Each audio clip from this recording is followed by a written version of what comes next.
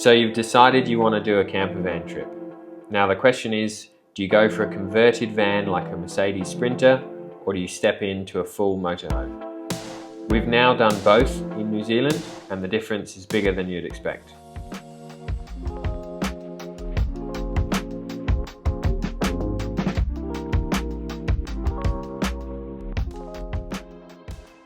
Now, when it comes to pros and cons, there's quite a few things to consider with both vans, and it really depends on how many of you are traveling, how close you want to be to everyone in your van, and how much luggage you're bringing as well.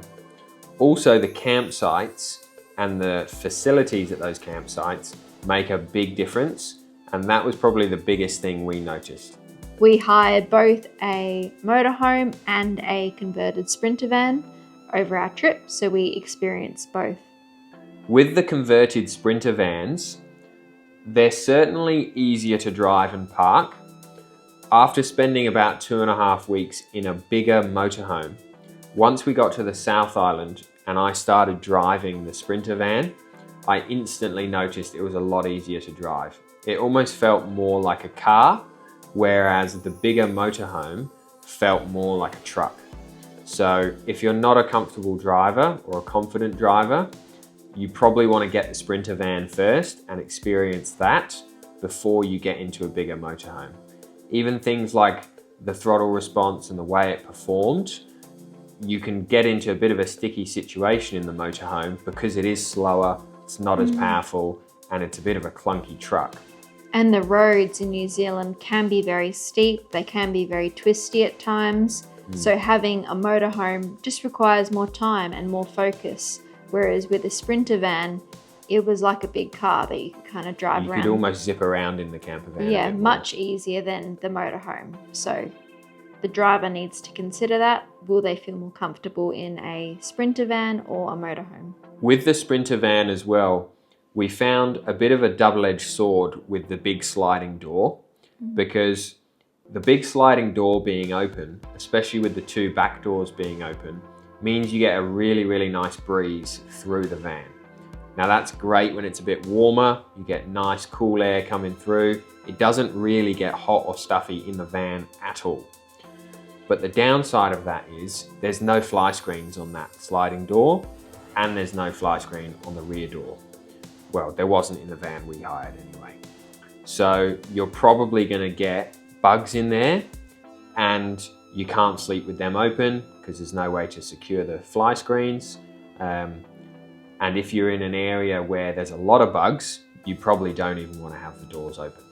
Which is common through all seasons. In summer, there are a lot of bugs. Especially in a forest campsite. Yes. So one of the biggest differences we noticed between the van and a motorhome was the storage. With a motorhome, you had lots more storage, we noticed, especially as there was only 2 of us in a 5-person van. You just had more space in general. We could put our suitcases in the overhead bed, which we weren't sleeping in, and kind of forget about the suitcases for 2 weeks and not worry about it because we had unpacked in the van. Whereas in the Sprinter, we were moving the suitcase every single morning. Every time we made the bed and took down the bed, we had to move the suitcase that was being stored under. We had to move it around every single day. Also, there was less storage space in the Sprinter van as well. So we could almost, we couldn't really unpack fully because we only had a couple of overhead cupboards. That may be different depending on the Sprinter van you get, because some of them are going to have different configurations. But the one we had, the cabinets kind of sucked and we couldn't fully unpack. So we had to get our suitcases in and out a few times anyway. The Sprinter van also had a smaller bed and a smaller bathroom. It's not as wide as a motorhome, so your feet may hang off the bed, which we found in our experience. The bathroom's smaller, so if you are using the shower and if you're camping not on a campsite, you are going to have limited space, especially when trying to brush your teeth and shower and get ready for bed, which we found was the biggest difference with the 2 vans. It was just a lot smaller. So even though dimension-wise, it wasn't actually that much smaller, the higher ceiling in the motorhome and the bed over the driving cab added so much space, as well as it being a bit wider as well. So yes, it's a bigger vehicle to drive, that's the motorhome, but you get significantly more space. The motorhome also had fly screens on every window. So the benefit of that is, even if you're in a forest area or a lake area with a lot of bugs, you can still have the doors open, getting a nice breeze into the van. But with the fly screens closed, you're avoiding the massive amounts of sandflies or mosquitoes or midges that come in. One thing I didn't actually realize when I was booking the Sprinter van was that it didn't have an awning. So if you've never been camping before, the awning is the extendable shade sail, if you like, that comes off the side of the van. And sitting outside under that shade is really, really nice. The first motorhome we had an awning. We pretty much used it every day unless it was raining or windy. The Sprinter van, no awning. And we discovered that most Sprinter vans don't actually have an awning unless they're a really big Sprinter van, which ours wasn't. So if you like sitting outside, you like being in the shade, make sure whatever van you hire has an awning. Overall, the motorhome wins on a few things. It has more storage, a better bed, bigger cooking facilities, bigger bathrooms, and windows with fly screens, which we did find quite important during our trip. It's also got more living space overall. So we found that the motorhome had a dedicated table and 2 couch chairs that stayed up the whole time. So that was always a table that was available. Whereas the Sprinter van, it didn't have a permanent table because it's either under the bed at the back, which depending on if you've taken the bed down, you can use that table, or the one at the front, which only really works when you've stopped and swiveled the 2 front seats around, then you can use that table. Although the motorhome did have some downsides to it. The fuel costs more because it's a heavier van to move and drive. It was more difficult to park just because it was bigger and didn't fit in the car bays. The motorhome was definitely a bit more difficult to drive. It was significantly older than the Sprinter van we had, about 10 years or more older.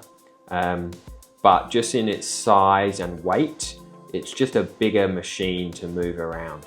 And you definitely feel that when you're driving, as well as the wind. So when we were in the North Island in the motorhome, we had some pretty bad weather for a few days. You'll see that if you've watched our North Island vlogs. And some of the crosswind on the motorhome, when we were driving along straight roads, was extreme, to the point where you had to slow down, you know, from 90 kilometers an hour down to 60 or 50. And, you know, I'm driving along, turning the wheel 20, 30 degrees, and we're still going straight. And that was pretty uncomfortable at some points. Whereas the Sprinter van was nowhere near as bad because it's not as big of a vehicle. So you're just not getting as much wind on the side of it. The Mercedes Sprinter camper vans definitely win on drivability. They're a lot easier to drive, as well as fuel economy. The van we had was 2024 and it was some degree of hybrid as well. So we were getting a lot of distance from every fuel tank. In terms of a bottom line comparison between the two, I think it does depend on you personally, as well as what trip you're doing. So if you're doing a longer trip, probably more than a week, I would say you probably want the motorhome. It's got more space, less hassle when you're setting up each place because you've got that permanent table. You've probably got a permanent bed as well. So it's more of a arrive and you're all set up pretty quickly. Whereas the Sprinter van, you've got the bed that you need to take up and put down every day, as well as no permanent table. There's just a bit more hassle there. So if you're doing a weekend trip or maybe 3 or 4 days, probably go the Sprinter. If you're doing longer than that, I would certainly go the motorhome. What about you? I definitely preferred the motorhome, but I also wasn't driving. So I think I can't comprehend how difficult it was to drive with strong winds or, you know, do the twisties in a large motorhome. So if you're driving, you may want a Sprinter that suits your drivability more. In terms of how many people you're traveling with as well, that's quite an important factor. We were lucky, obviously, it's just the two of us. So in either van, we're kind of okay from a space point of view.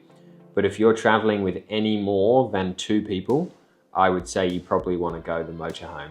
Just gives you much more space, much more room to relax. I think in the Sprinter van, you bumped your knee, your shoulder, your head about 100 times, ended up with a load of bruises. Whereas in the motorhome, you've got more space. You're not squeezing past each other all the time. You've just got room to relax a little bit. So overall, if we were doing another 5-week trip, I think we would definitely have the motorhome, primarily because we are comfortable driving a bigger vehicle like that, and it gives you the luxury of having extra space. But if you're doing a shorter trip, you're not as comfortable with a big vehicle or the tight roads, the converted Sprinter van's totally fine. Another factor to consider when you're renting a van, which we're going to cover in another video, is who you're actually renting it from and what it includes. So we'll cover that next time. Hopefully you enjoyed this video and found it informative, and we'll see you in the next one.